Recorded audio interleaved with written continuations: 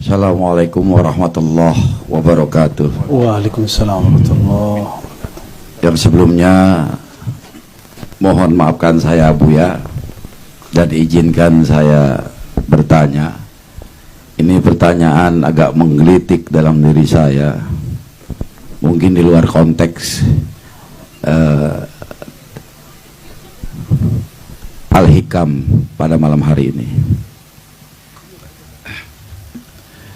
Dalam manuskrip Ilayat yang tertulis di sebuah dahan pohon koba, ya, dahan pohon koba ini adanya di negeri Zabarutiyah. Kisah Izazil iblis yang terlempar dari rahmat Allah, bahwa periwayatannya yang sampai kepada kita, iblis menolak sujud kepada Adam karena merasa penciptaan dirinya lebih unggul daripada Adam alaihissalam. Yang tertulis dalam manuskrip Ilayat itu dijelaskan bahwa bukan karena iblis menolak sujud kepada Adam sehingga Allah murka kepadanya, tetapi jauh sebelum Adam alaihissalam diciptakan, iblis terlaknat yang dulunya bernama Izazil itu adalah sosok yang taat kepada Allah pada saat itu. Nah, persoalannya ada di sini Abu ya. Hingga pada suatu ketika iblis berkata kepada Allah, kira-kira begini permohonan iblis kepada Allah, wahai Robku, berikanlah kesempatan kepadaku barang sejenak saja, ya, barang sejenak saja, agar engkau sudi meminjamkan tahta kekuasaanmu kepadaku, agar aku bisa merasakan bagaimana engkau menguasai alam ciptaan ini. Nah, barangkali inilah konteks kenapa iblis dipakaikan Allah jubah kesombongan, ya. Jadi mendengar permintaan iblis ini, Allah kemudian murka kepadanya, ya. Ini barangkali ada riwayat-riwayat yang bersifat hakikiyah yang tidak tertulis dalam kitab-kitab yang kita ketahui, baik yang terdahulu maupun yang sekarang. Dan ada juga periwayatan yang memang secara hukum syarah itu dijelaskan cerita-cerita seperti itu. Nah, ini kontekstual yang berbeda ini yang barangkali mohon dengan kerendahan hati saya meminta kepada Abuya sedikit menjelaskan kepada saya. Terima kasih. Assalamualaikum warahmatullahi wabarakatuh. Assalamualaikum warahmatullahi wabarakatuh. Lembaran Jabarut sudah dibuka. Seharusnya sayalah yang bertanya dan berguru, ya. Tapi syukran Maulana. Mungkin pertanyaan ini pertanyaan konfirmasi. Adakah dalam dalil-dalil zahir, teks yang tertulis dalam buku-buku sekarang yang seirama dengan itu? Ada satu hadis yang sering kita dengar dalam kajian hadis. Ini mohon maaf kepada ahli khat, tulisan saya ya begini aja, ya. Al-kibriya'u ridai, ya, mungkin ini salah tulis, mohon dimaklumi. Al-kibriya, apa arti al-kibriya?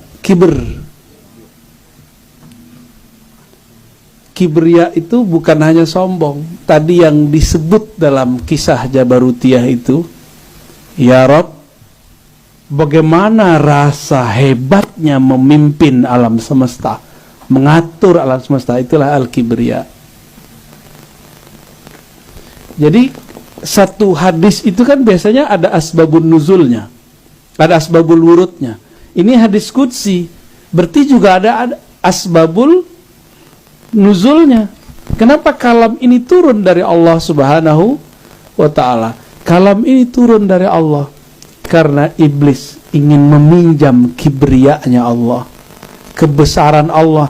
Jika kebesaran itu dipakaikan maka dia bisa mengatur alam semesta. Maka Allah bermetafor. Ini namanya rida bahasa Arabnya. Ini rida, selendang. Coba kalau saya nggak pakai begini, kurang haibah. Benar? Biasa aja kan? Maka kalau khutbah sangat dianjurkan khatib menggunakan ini, bukan pakai jas. Pakai jas bagus, tapi pakai ini. Walaupun harganya murah, tapi pakai. Cara makainya bebas, boleh begini. Jadi beda nggak? Lihat Buya Asfi, beda loh. Coba Bang Dik copot, Bang Dik. Nggak ada nyawanya di koncok.